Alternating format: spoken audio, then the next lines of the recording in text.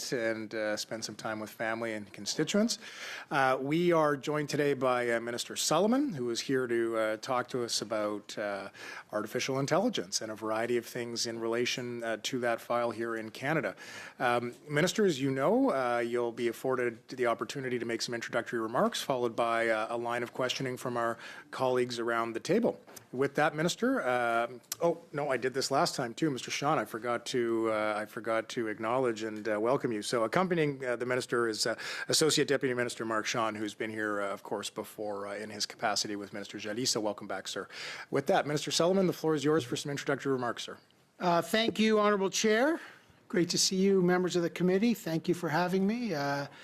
Bon après-midi. As you know, I'm joined by officials from my department, Mark Sean, my Deputy Minister, and others, and I appreciate the opportunity to be here today.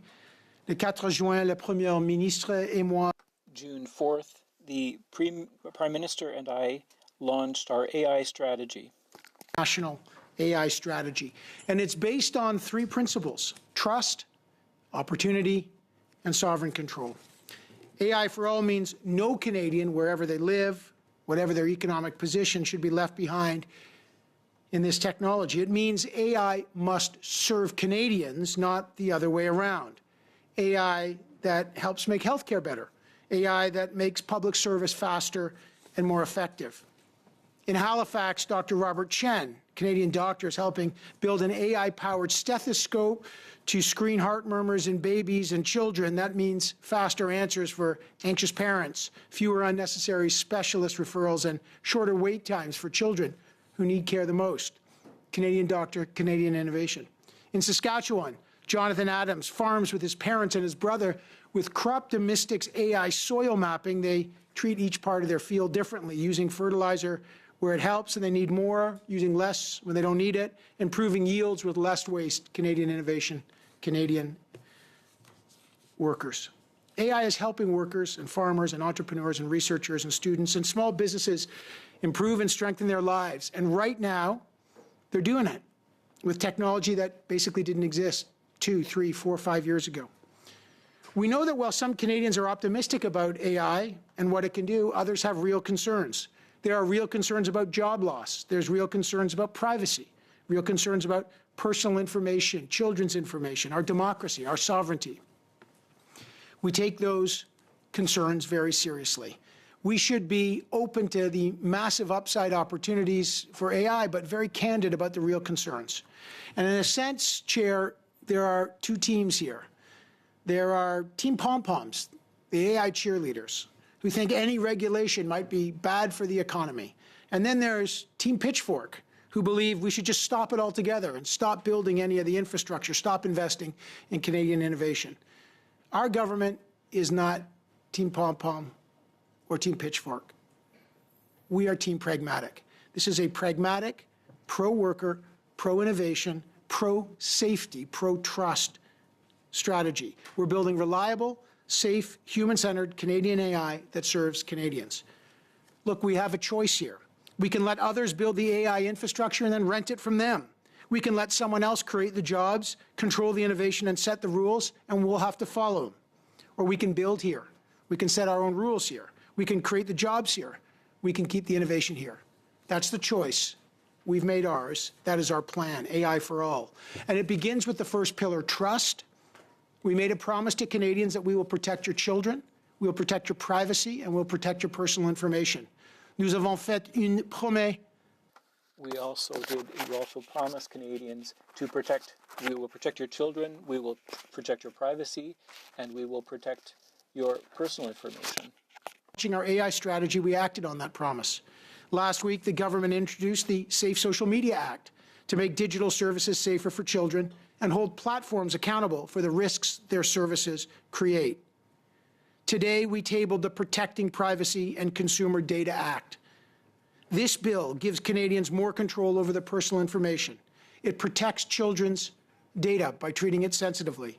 It gives Canadians a right to deletion so they can take down deepfakes. It aims to combat surveillance pricing to avoid price gouging.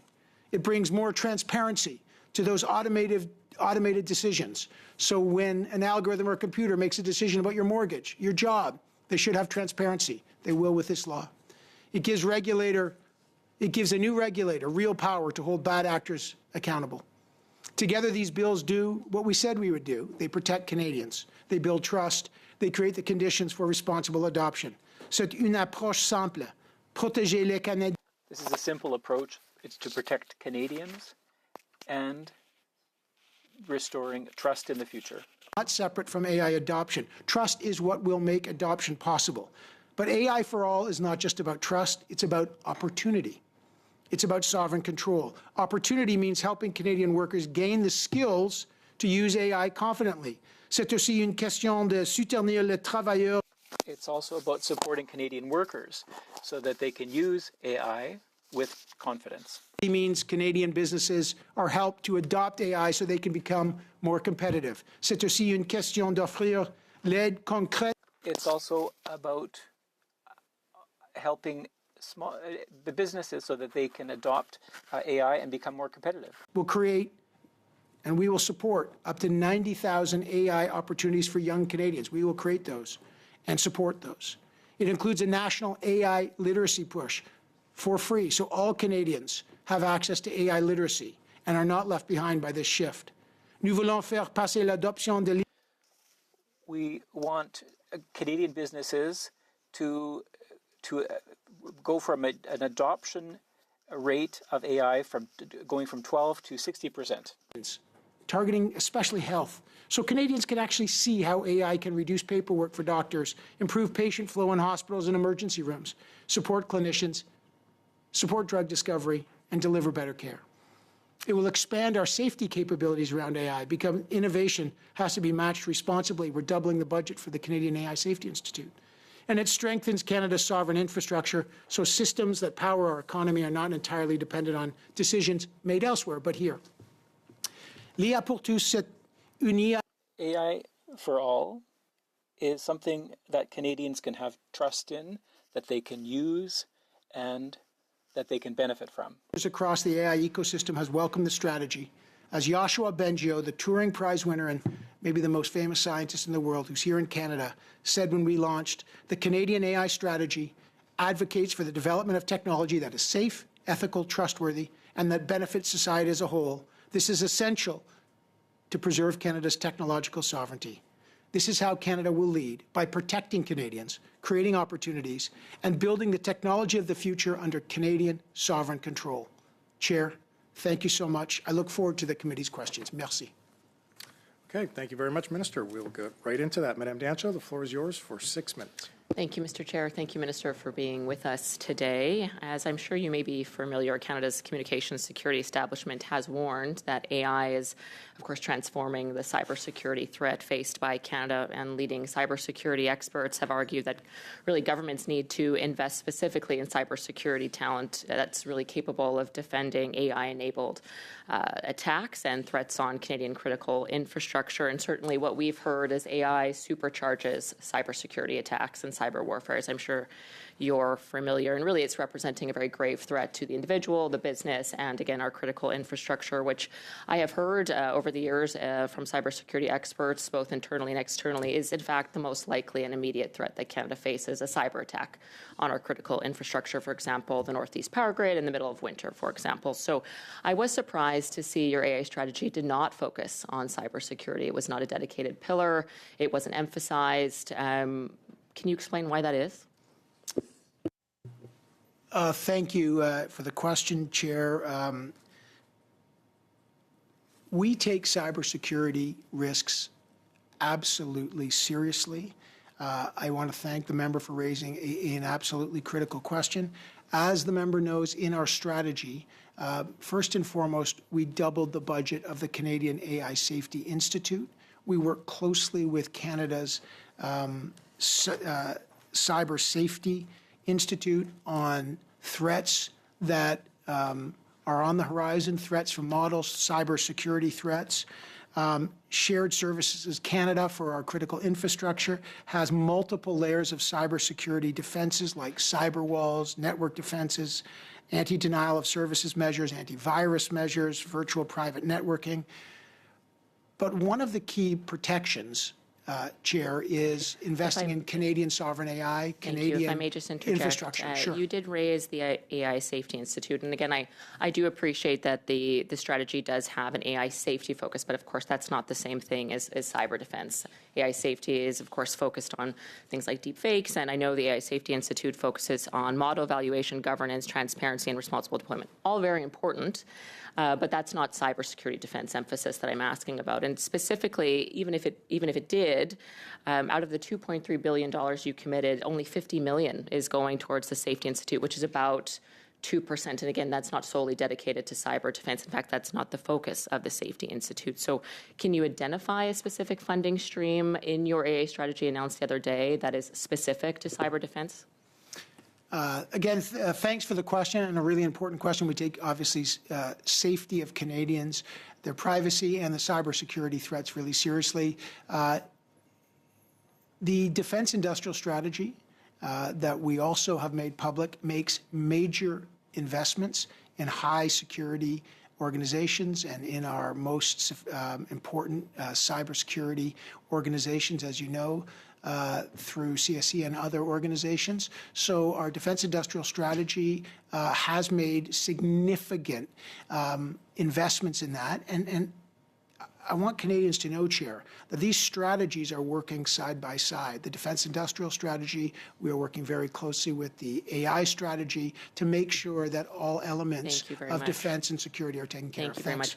But again, you have a lot of emphasis in this strategy on the opportunity, which I think we've all heard. There's great opportunity with AI. But again, we have heard at this committee and others that the cyber threat is very real and very rapidly evolving and growing. And again, these cyber attacks can now act and evolve on their own, which is a great difference from hackers in their basement or bad government actors, for example. So there isn't, unless you can correct me, there isn't a dedicated talent stream for cyber defense, but there are for sort of the positive aspects of this, which I find concerning. And unless you can correct me, is there a talent stream for cyber defense in your strategy? I couldn't find one, but maybe I'm wrong. I think the Chair, the member will find in the Defence Industrial Strategy a major focus on security and cybersecurity. I would also just say a couple of things. We are working very closely with Canada's Cybersecurity Centre on some of the models that the member is right to bring up. For example, Anthropic's model Mythos, for example, making sure that this is a very powerful model that Anthropic, the creator of this large language model, there's concern that it could have cybersecurity implications. They created something called Project Glasswing to allow certain governments and then organizations within those governments to get access to Mythos. Canada, I am happy to say we've worked closely. We have access. We are part of Project Glasswing to make sure that our critical infrastructures, will ensure you, I have in close touch with my U.S. counterparts on that. And I've had meetings with our national cybersecurity and our top security officials with the U.S. to make sure that we are cooperating on Fortress North America. And I appreciate that you are taking meetings on this. It sounds like you're having some discussions. But again, you're the first AI minister this country has ever had. I do feel that you have a responsibility to make this a primary pillar of your AI strategy, given the gravity of the situation on cyber attacks and the evolution of them by AI-enabled infrastructure. So again, I think we're out of time here, but I would just urge you to reconsider your strategy and ensure that if you evolve it or bring forward a 2.0, that cybersecurity is a main pillar. I think it's a grave enough threat and a serious enough matter that the first AI minister in this country should have it as a primary pillar. And it is concerning that it was not a primary focus in your strategy. Time for a quick answer, Chair? Yes, you do.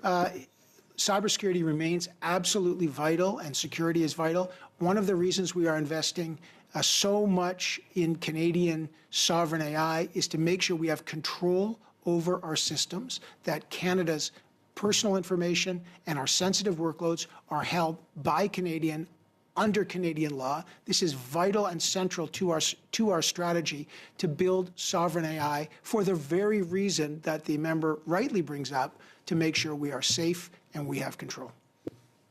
Okay, thank you, Madame Dancho. Monsieur Natumbo, je comprends que vous allez partager. I understand that you'll be sharing your time with Ms. O'Rourke, Mr. Natumbo, but you have 6 minutes. Thank you. Hello, Minister. Recently, the government tabled a bill with regard to youth and social media. And today, I'm going to focus on young people. Because deepfakes are becoming more realistic and accessible, especially for youth, this presents major risks for cyber intimidation. What concrete steps are you taking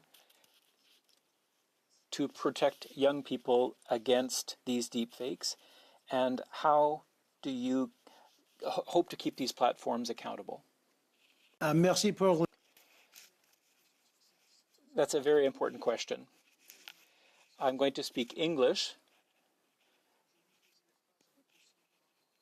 because my French is a bit simpler. Trust is very important. Strategy focuses on trust, opportunity, and sovereignty, and it really makes sure, first and foremost, that we are investing in young people. So as I say, we are creating a national AI literacy program. So every single Canadian, first and foremost, has access to the literacy, and then we will be providing every young person, post-secondary student, an AI tool that is a reliable, safe tool that they can use so they have access to the tools. So that's very important. Third, we're going to be creating jobs, working with Canada Summer Jobs and MyTax. We will be supporting 90,000 job placements so young people have the paid job experiences in the workforce, so they have the skills for the economy of the future. In the same way, in the spring economic update, we were training 100,000 skilled workers with Red Seal. This way, in the technical and the technology and the digital economy, we are training 90,000. Now, you asked specifically about deepfakes and trust. Today, I am very proud that we just tabled legislation called Protecting Privacy and Consumer Data. One of the elements of that is it gives citizens the right to combat deepfakes. It's called the right to deletion. If there is something that is posted that they don't want, that they can demand that it is deleted, it is taken down. This is a very important step that works hand in hand with the projet de loi, the legislation that we tabled dans la dernière semaine, that did last week, on safe social media. So that's absolutely very important.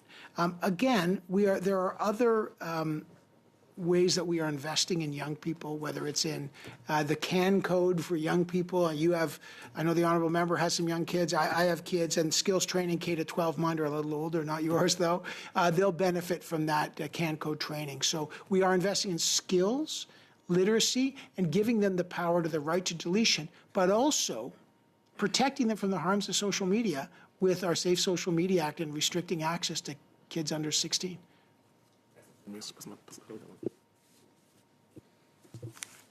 Thank you, Minister. Welcome. A couple of questions. I attended a session with Parl Americas where people from all over the world were talking about data is the new oil, people concerned about the sovereignty of their own personal data and their ability to control that. So I'm just wondering how this new piece of legislation allows Canadians to feel confident that their own data is secure, that they have control over that. And then in a broader frame, the Monk School talked about different levels of risk and how we need to protect different types of data differently. And I'm wondering if you could speak to that. Thank you. It's an excellent question, and I appreciate it. Data sovereignty is core to this strategy. We want to make sure that Canadians' most sensitive data are protected here, not just here in Canada, but under Canadian law, not subject to the coercion of other laws. And we need the infrastructure to build that. So we need to build the infrastructure to make sure that we have all aspects of what they call the ecosystem, whether it's building the data center or building it in the right way. And there'll be questions about sustainability and water use, closed loop water, making sure we're reusing the heat, being very transparent about and building with our values. But all the way up, we need the Canadian compute. Compute is the kind of the fuel of innovation that companies need so they can buy from Canadian as well. So that's very important. I often say sovereignty is not solitude. Canadians will have access to all the tools of innovation from countries around the world. Many of those countries are here. They employ Canadians, they employ engineers, they've been here in communities for a long time. We welcome that, but Canadians also want a sovereign option. That's why we're investing. And let me just read how we're building that, not only by investing in SMEs. This is one of the largest investments in technology innovation for small, medium-sized businesses and Canadian innovators in Canadian history. We've got $1.5 billion through the BDC, the Business Development Bank of Canada, their LIFT program, a $500 million tech growth fund to invest in innovators, to reward people who are starting businesses here and encourage them to do that. We've got another $500 million that will be invested through the regional development agencies, because on the ground there's great innovation. And then we've got about $700 million in what's called the Compute Access Fund. So small companies they're incentivized and subsidized to get compute, but to buy compute from Canadians. So that's really important. And we're investing in our researchers as well. So I'll just read you one quote from the CEO of eStructure, Todd Coleman. He goes, "The federal government's AI strategy is a positive step that recognizes Canada's AI ambitions, and the data economy depends on secure, resilient, Canadian-based digital infrastructure that gives businesses, governments, and communities confidence that where their data lives and how it gets used. Building value for Canada needs to be done with Canadian values." So we're really happy to see that kind of support. Great, thank you. Thank you, Madame O'Rourke. Monsieur Saint-Marie, c'est à vous pour 6 minutes, monsieur. You have 6 minutes. Thank you, Chair. Welcome to the Minister. Thank you for being here. I find your policy very interesting. You're trying to promote the development of AI in businesses, and you're promoting productivity and its use by the government. But there's not a lot to frame it. Are you going to be tabling a bill on AI that will accompany this bill, like in Part 3 that was in C-27? Chair, I'm just trying to understand, make sure I'm asking or answering the right question there. I just want to inform the honourable member. The AI for All strategy is structured around trust, opportunity, and sovereign control. We have, and I want Canadians to know as well as the honourable member, we put very clear, there's a page of clear results of what we expect if we follow the investment of this strategy. The creation of, in 5 years, 250,000 new jobs, driving adoption rates from 12 to 50+%, creating 90,000 jobs for kids, an AI literacy strategy, an AI tool. So there's lots of framework there, and there's almost 50 action items. So I'm just trying to be clear. There's an enormous amount of detail. Monsieur le Ministre, With all due respect, so there's lots of things to develop the industry, but to regulate it, how are you going to be creating creators, for example, whose works can be used by AI models? In your strategy, it doesn't mention that at all. Thank you. In fact, just on the creatives, there is, and again, I appreciate for the member, it's a long strategy. We do have $50 million dedicated immediately to the Creative Technology Program to support Canadian creators using AI on their own terms, which is very important. I've also had a 2-day summit with culture leaders and stakeholders, and we are setting up an AI culture advisory group to me and my colleague, the Minister of Heritage, which is absolutely critical. So we are investing in obviously our culture makers in a very profound way. And we're pretty clear about that in the strategy. Just in terms of protections, as the honourable member asked, again, within 10 days of the launch of our strategy, we have launched a comprehensive safe social media legislation that restricts access to social media for kids 16 and under, among many things, including capturing AI chatbots. And today I tabled the protecting privacy and consumer data. J'ai bien compris. Yes, you answered that in previous responses as well. But I would like to hear, with regard to citizens' data, the state is going to be use AI with data from consumers. How can we ensure that that data will not be stolen by AI and that it ends up somewhere else? What are you putting in place for that? Merci pour la question.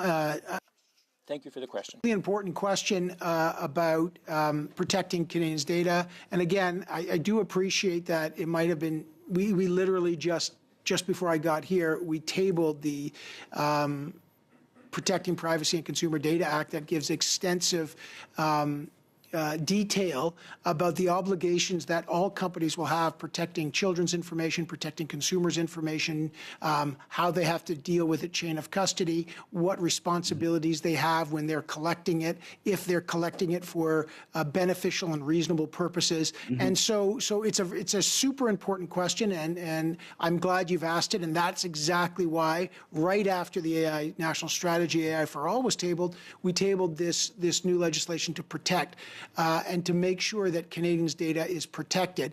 Your other question, which is about maybe it's training and data mining, what's called TDM, that there's real concerns about copyright. And my colleague, Mark Miller, is seized with that. There's obviously some ongoing court cases on that. But the principle about making sure that Canadians are properly compensated for their work remains in place. OK, je vous remercie encore pour la réponse. Et évidemment, on a beaucoup. Thank you for your response. And we have lots of concerns as well about protecting Canadians' individual data when it's used by the state. If the state uses software that is run by AI, how do we protect that? But today, a minister in Quebec tabled a guide for the use of AI, and it says, it explains what to do to protect workers, to make sure that they're not spied on by AI software, and to make sure that AI seeks to enhance productivity. But in your strategy, have you planned things to protect workers who are working with AI software? First of all, jobs are a critical part of the strategy. First of all, on the training and the education. I want to make sure that the member asked about governments, the proper regulations around how AI is used by government and the regulation. Treasury Board regulations are absolutely in force. There's an AI registry that's fully transparent. There's about 413 uses of AI within the government, and there is an AI transparency that's very transparent. You can look at that. And there are regulations of that are very thorough in how AI is used, what humans are in the loop, what kind of transparency and what kind of disclosures anytime the government is using AI. So that's quite rigorous. In our strategy, we are making sure that workers are part of it. And I just want to say, I meet regularly with labor leaders, and we have struck an AI Labor Advisory Council. It will be meeting me with minimum twice a year. We've already met with labor leaders about it to make sure that policies around the development of AI through this strategy and these action items are pro-worker and make sure that we've got workers in mind. Merci beaucoup. Merci, Monsieur Saint-Marie. Mr. Guglielmin, the floor is yours for 5 minutes, sir. Thank you, Chair, and thank you, Minister, for being here today. Minister, your AI document commits to ensuring that every post-secondary student has a trusted AI agent. Who decides what a trusted AI agent is, and what body gets to make that determination? Thanks for the question. This is a really important aspect of the strategy. We believe that AI for all means that everybody should have access to an AI tool, and that tool should be reliable and trusted.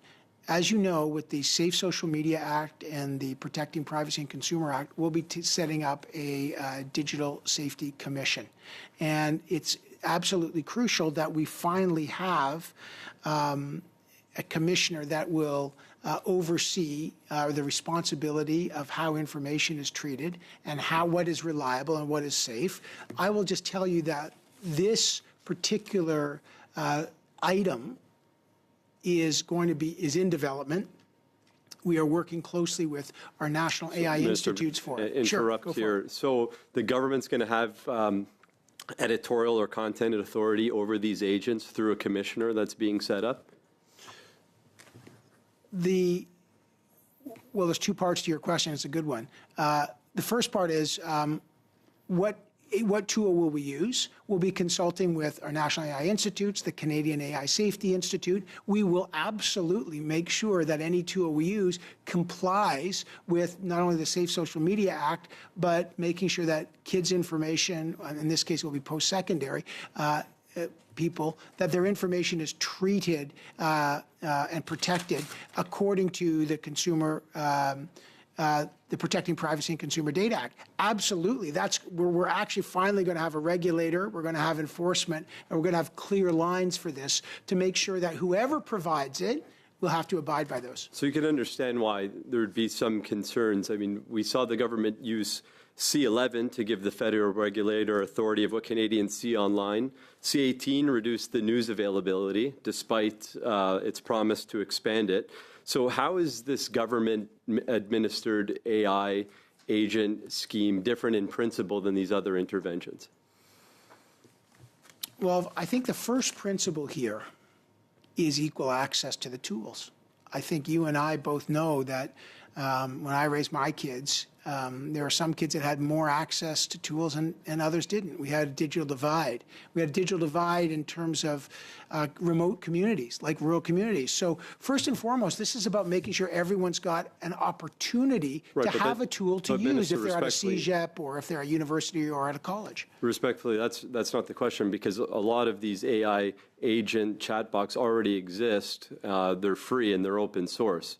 So like, how does a government-directed one that's trusted, like how is that something that like is enhancing access when it's already accessible? So first of all, we welcome that there's lots of accessibility. We want to make sure that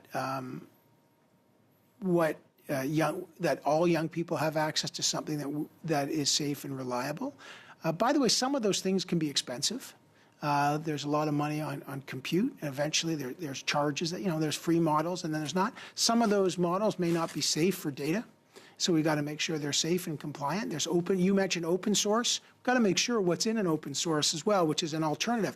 By the way, we're interested in an open source as well to make sure that it's reliable and safe, but I think it behooves us all to make sure that if there's post-secondary students using something, we just want to make sure that it's reliable and it's secure and it's safe. So essentially you want to determine what the AI agents are spitting back to people that use them, post-secondary students that use them.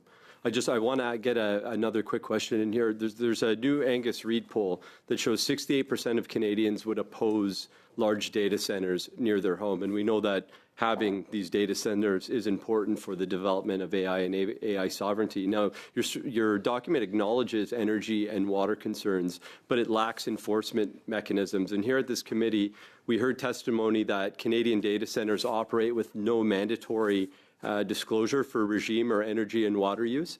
Is this something you're willing to consider implementing and putting a lot of onus on? Because companies make commitments that say, okay, we're not going to use an excessive amount of energy or water and increase the costs on local communities, but there's no enforcement mechanism and no reporting required. Is this something that you guys would be looking at to implement? Sorry that I put my mic on earlier. First of all, you're asking exactly the right question about transparency around data centers.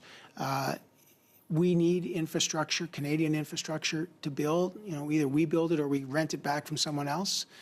Someone else is going to build it, and Canadians will be charged for it. But we got to build it right. Three things just real quick. One, power allocation is the purview of all the provinces. The provincial regulators allocate. not the federal government that allocates. But we have talked to all my counterparts to make sure that when they're allocating power, and this is provincial, they should make sure that ratepayers are not paying more, and that's a provincial jurisdiction.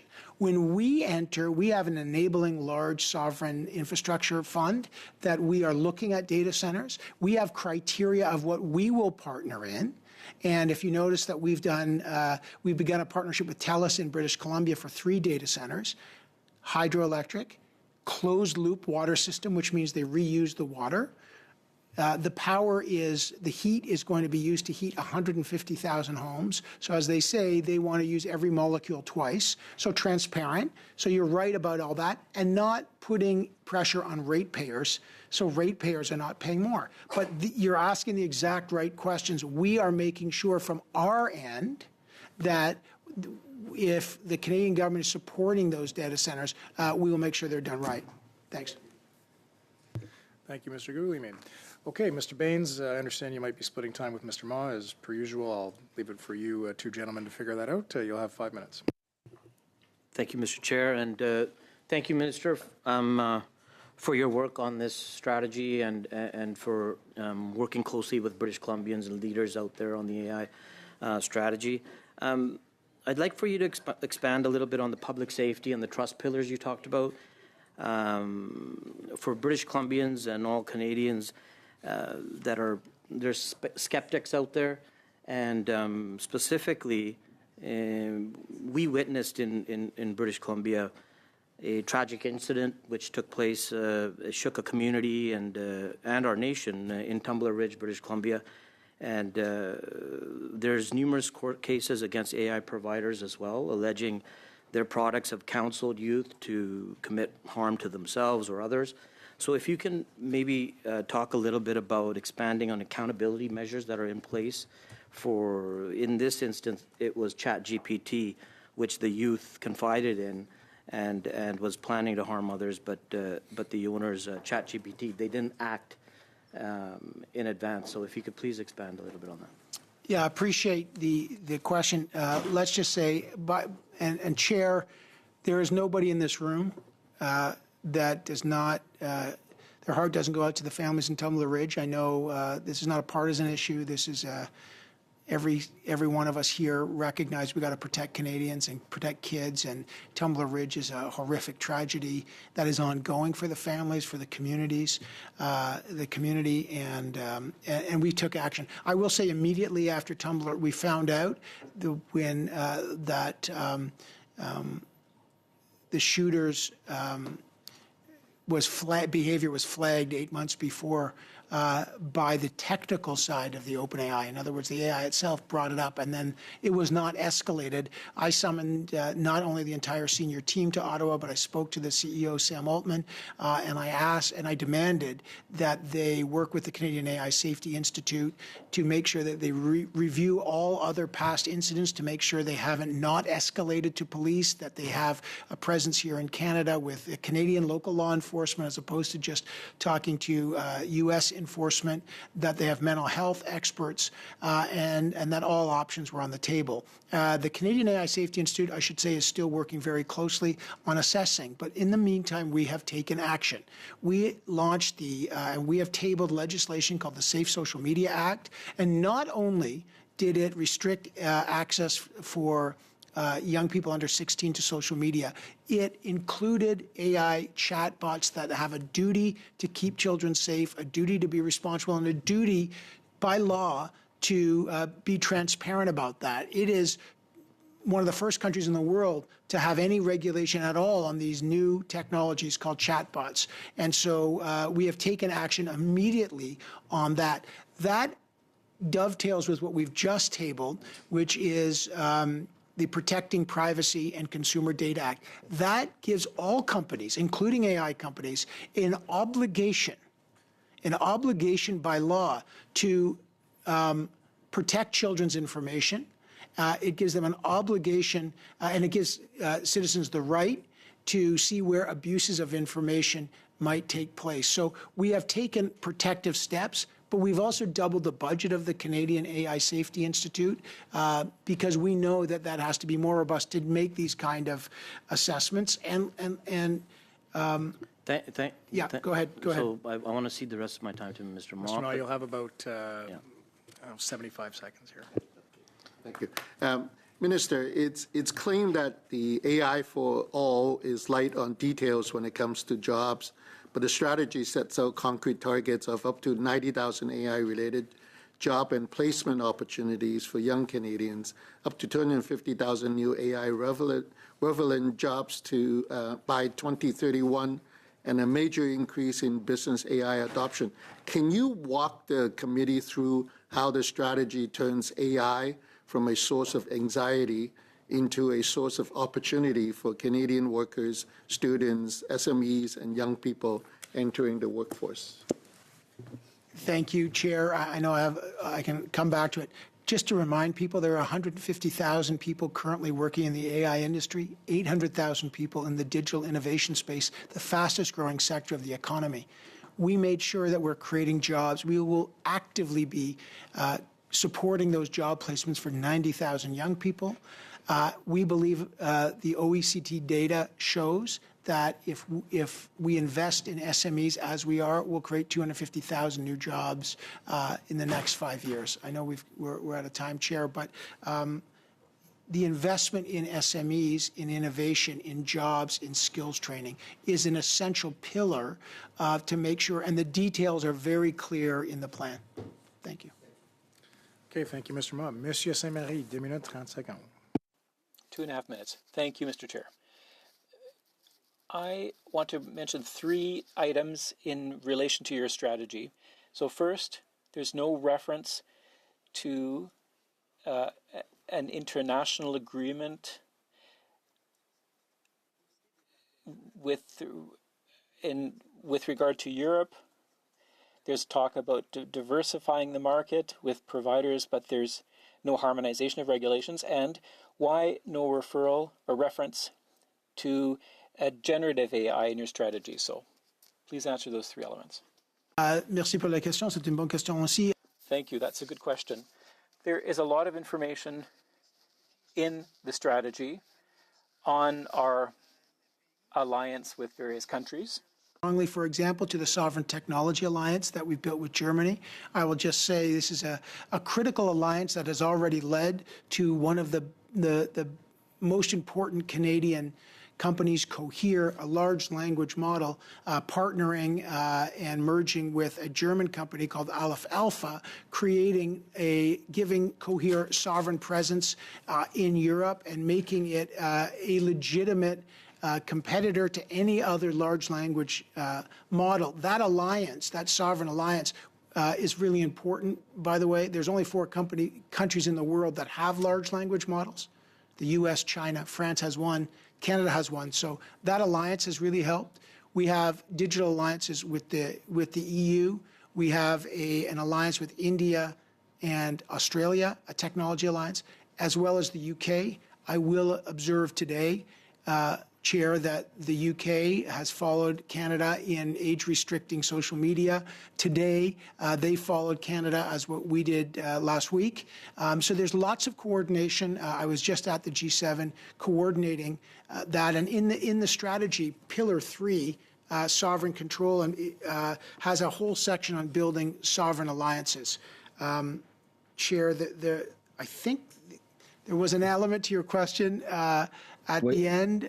Pardon, j'ai oublié le dernier. Sorry, I forgot the last item. The ethical considerations, any referrals to ethical considerations in generative AI. So I want people to understand, we talk about AI, but there's different types of AI. There's generative AI, which is the kind of AI that people most commonly use. So they type into an AI agent and it gives them an answer. They call it generative because it's generating a response. It's a predictive machine. The other kind of AI is called agentic, not to get too technical, which it actually does tasks for you. That's kind of the second stage. So there's kind of 2 kinds of AI. All of those, both agentic and generative. So we just call, in the strategy, we call them AI.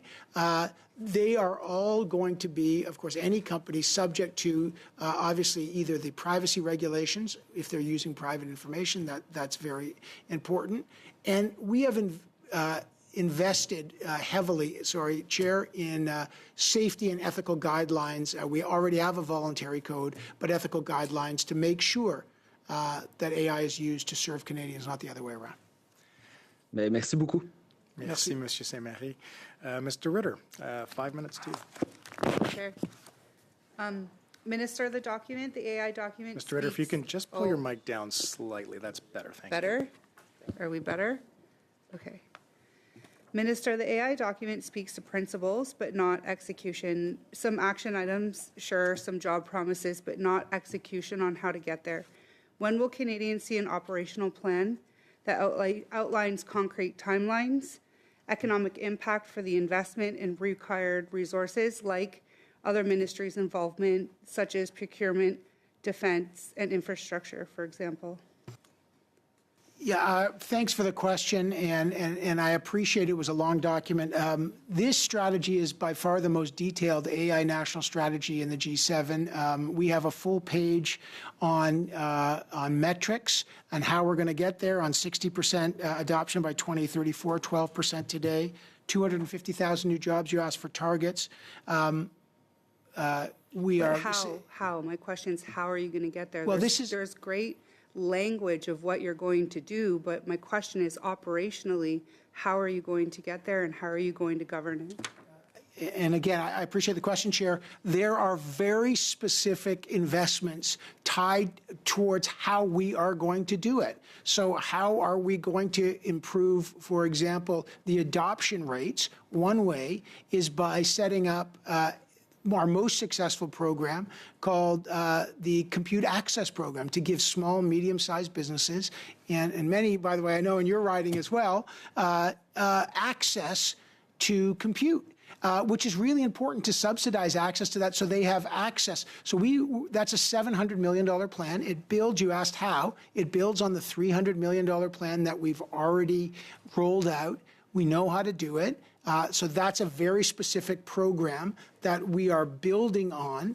Just again, we're building a supercomputer for our researchers, $1 billion computer. We've done the RFP. The decision will be made in the fall. Those criteria are out. Building sovereign data centers. We have, the RFPs are out. So you can see we've already done the first project with TELUS, but those are all very public and the steps are very clear.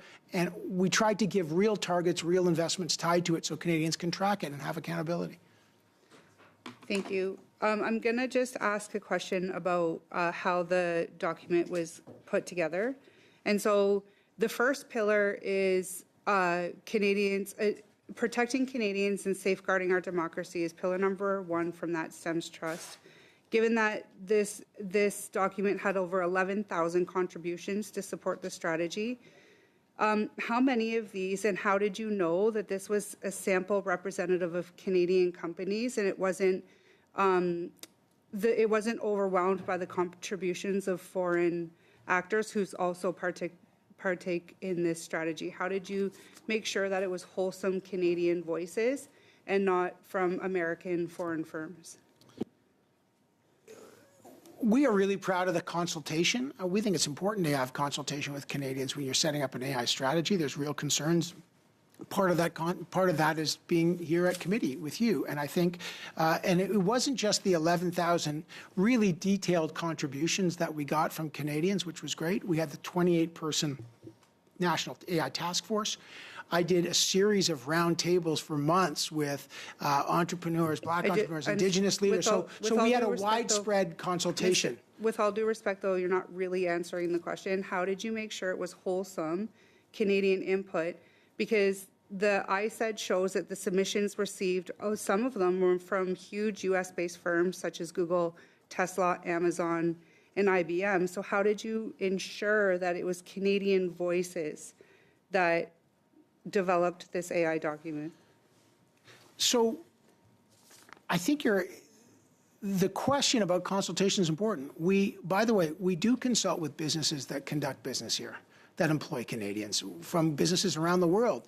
There are companies that invest in Canada, and we're proud. In many ridings, our foreign direct investment is really important. We want Canadians to come here because we have got a great task, great workers to invest in Canada, and we support that. So we made sure. I don't we're mean not to taking be combative, but you're not answering the question. And I have 30 seconds left, so I want to get one more question. Here's what I'm here, colleagues. Here's what I'm. Yeah, I understand. So often it's the clock we're fighting. So I'll take that out of the equation. I'm going to pause it with 25 seconds left for you, Mr. Ritter, and I'll be generous on that 25 seconds. We're going to offer the minister 20, 30 seconds to conclude his remarks. It will not take away from your time. I'll allow you the opportunity to pose one more question and allow him a similar amount of time to answer it. Minister, go ahead. Thanks, Chair, for that. Again, we took consultation, not dictation. It was important that we consulted with people, we listened to people, but then we made the strategy for Canadians, AIL to serve Canadians. The investments speak for themselves. This is about trust, opportunity, and sovereignty. So we made sure, that we drew up the strategy, but we widely consulted. Thank you. Thank you for making that easy, Chair. Go ahead, Mr. Ritter. The last time, so you just did a press release on the Data Protection Act, and we haven't had any debriefing as the opposition on this, and so it's very new that I'm hearing about it. But the first question I'd like to ask, though, is that it looks like you might be putting the onus on industry to protect our data. If we have no sovereign cloud, how are you going to govern that if it would then fall under the U.S. Cloud Act? Chair, I appreciate that the honourable member is in a difficult circumstance because we literally just tabled the bill, and I'm happy to have any ongoing conversations. Obviously, we want your feedback, and I appreciate that. Two things on that. Number one, the piece of legislation protecting privacy and Consumer Data Act is very clear on the regulations of how Canadians' private information is going to be treated, and it will be setting up, and as many have called for, a regulator using the same regulator for the Digital Safety Act, Safe Social Media Act, rather. That regulator will have enforcement powers to keep Canadians safe and to make sure that private information is safe. As to the second part of your question, for cross-border, I think you were asking about if data crosses border, does it keep? Chain of custody is really important, and any company that is, data travels, they will have to have a privacy impact assessment that they will have to fill out. The onus is not on the businesses. They have clear rules, privacy impact assessments on how they treat information, and the regulator can ask for it if there's a complaint. But I think everybody, it's common sense that we want to know how, when we're giving our personal information to a company, we want to know how they're treating it, even that it's safe when it crosses borders. Thanks. Okay, thank you very much, Mr. Ritter. I understand Ms. Begum and Ms. Bardizzi will be splitting their time. I'll leave it for the two of you to sort that out. You'll have 5 minutes between you both. Thank you very much, Chair. Thank you, Minister, for being here. And I want to start by saying congratulations and thank you for your work in launching the strategy and taking into consideration of the, I think, Canadians and how we want to be ahead at this time. And one of the things I want to also commend you is not just the three principles, but the pillars, which focuses on safeguarding our democracy, focuses on making sure that we're empowering our Canadians, and of course focusing on sovereignty and all the pieces that I think makes us much stronger. One of the things that I want to ask about is something that we just discussed a little bit about. So Canada's AI for All strategy rightly recognizes that we want Canadian workers, researchers, businesses to benefit from AI. And we also need the underlying infrastructure to be right here at home. And that means focusing on data sovereignty, which we talked about, which brings us to the concerns of data centers. In my riding of Scarborough Southwest, the proposed expansion of the Stack data center has raised many important questions and concerns from my constituents about electricity demand, water usage, land usage, and of course the impact on local communities and community members. Minister, I wanted to ask if you would talk about how is our government ensuring that the new AI investments, and that you've just announced some as well, are planned in a way that strengthens AI sovereignty and innovation while also being transparent and sustainable and beneficial to the communities that host them. Thanks for the question. I appreciate your work and the real questions that are coming from communities about this. This is new. Things are moving fast, and that's why AI for All starts with trust. Technology moves at the speed of innovation, but citizens move at the speed of trust. And that's why the first things we've done is the Safe Social Media Act first and the Protecting Privacy and Consumer Data. First, Canadians must know that that, as the Prime Minister said, we're going to protect your children, we're going to protect your privacy, and we're going to protect your personal information. So that's key. We'll have to protect our democracy as well, and that's why we've got C-25, the Strong and Free Elections Act that the Transport Minister Steve McKinnon has tabled, which is really important to keep our elections free from interference from AI. That's why the Justice Minister has a piece of legislation to criminalize the non-consensual use of sexualized deepfake imageries of people, to make that a criminal act. That's why we've got Safe Social Media, and that's why now we have Protecting Privacy and Consumers Act. So there's a suite of we're going to protect. But what about protecting our water? What about protecting our electricity rates? Well, first and foremost, on energy use. Building the economy of the future is going to require a lot of energy. And we got to make sure that ratepayers do not pay for that. This is why we have a national electricity strategy to double our electricity grid by 2050. That was launched before the AI strategy for a reason. We've got to invest in our energy systems to have the infrastructure to support the economy of the future. Then we've got to make sure that when we're building, we're doing it transparently, and we're doing it sustainably, and we're doing it in a way that will create jobs. That's why, just to give you an example, again, when we entered in an agreement through our enabling sovereign data centers and Canadian data centers, we want to build these with Canadian companies, so the Canadian jobs are here. But you notice in the first one, the one that we have done as a government, entering into agreement in BC, it's hydroelectric energy, so it's clean. 2, it's closed-loop water. Now, that's a phrase that sounds complicated, but people think, the data centers are just going to keep using water, but closed-loop means the water is re-looped and reused all the time. There's even great Canadian technology, a great company, a very big company in Montreal called Hypertech that does immersion cooling. So they literally immerse the chips and the stacks in cooling, so you don't need reusable water. And then finally, heat reuse. They generate a lot of heat. So that heat in the north can be used for greenhouses, as it has been. Hypertech is doing that with a data center. Or it can be used, as in the case in BC, to heat 150,000 homes. So those are really important questions. But again, the province is the regulator. Provinces allocate power. And so there's many data centers, and we have to make sure that provinces also understand that ratepayers shouldn't pay for the innovation of others. They want the innovation to benefit them, but not on the backs of higher power rates, and that's real. Thank you so much. Thank you. Yeah. Thank you, Ms. Begum. Unfortunately, that is the time we have. I'll let the minister's colleagues give him grief for the death of his answers, which took away from Mr. Bardisi's ability. Tongue in cheek, all in jest. And I will note that Mr. Ritter, you'd certainly be welcome to come back, as will others, when we take a closer look at the piece of legislation that the minister tabled today, as this will be the appropriate committee for oversight of that. Colleagues, I appreciate, as always, the collaborative nature of this committee. Good questions, allowing us to elicit some more information about the work that's being done. Minister, thank you for taking the time to be here. With that, colleagues, I'll see everybody tomorrow, as we discussed earlier. Meeting adjourned. Thank you, everyone.